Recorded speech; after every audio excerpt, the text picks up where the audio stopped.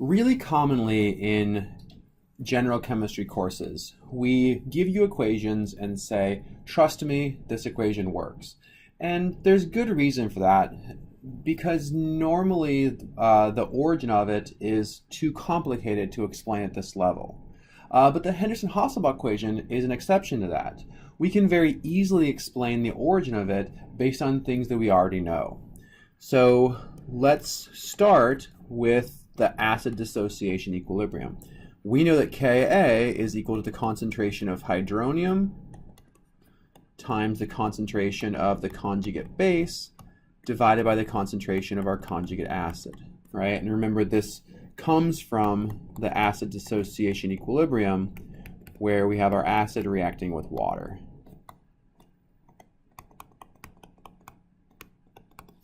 Okay, so this equation right here is the origin of the Henderson-Hasselbach equation. All we need to do is rearrange this and we will come up with the relationship that makes buffer chemistry really easy. So our goal is to rearrange this equilibrium constant to give us the Henderson-Hasselbach equation.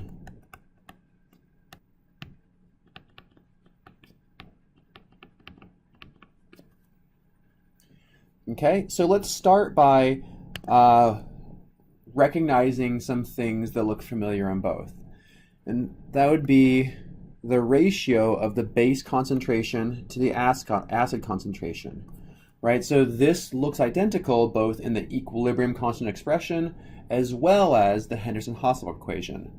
So the difference is that in the Henderson-Hasselbach equation, it's within the constraints of a log function, which means we're going to take the log of this of the equilibrium constant expression.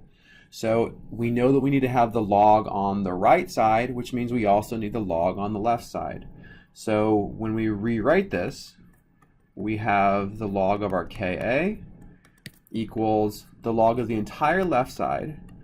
Okay, and perhaps you remember from algebra that with log functions, if you have the log of x times y, this is equal to the log of x plus the log of y. If you never learned that, that's okay. I'm telling you now. So what that means here is that we can rearrange this to give us the log of the concentration of hydronium plus the log of our concentration of base divided by the concentration of our acid. So already we have a relationship, an equation that's looking a lot more similar to the Henderson-Hasselbach equation. We have the log of the base over the acid. We have the log of the base over the acid. We have a log of hydronium concentration. Well, remember the pH is equal to the negative log of the concentration of hydronium. And the pKa is equal to the negative log of the Ka.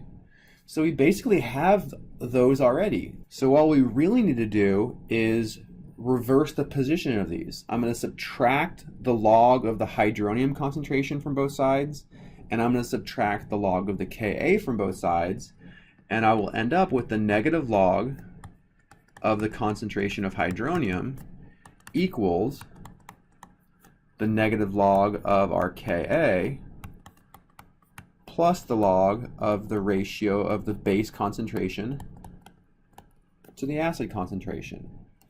And hopefully you can recognize here that this is the pH, this is the pKa, and this is the final term in our Henderson-Hasselbach equation. So this simplifies to pH equals pKa plus the log of this ratio. So that's it.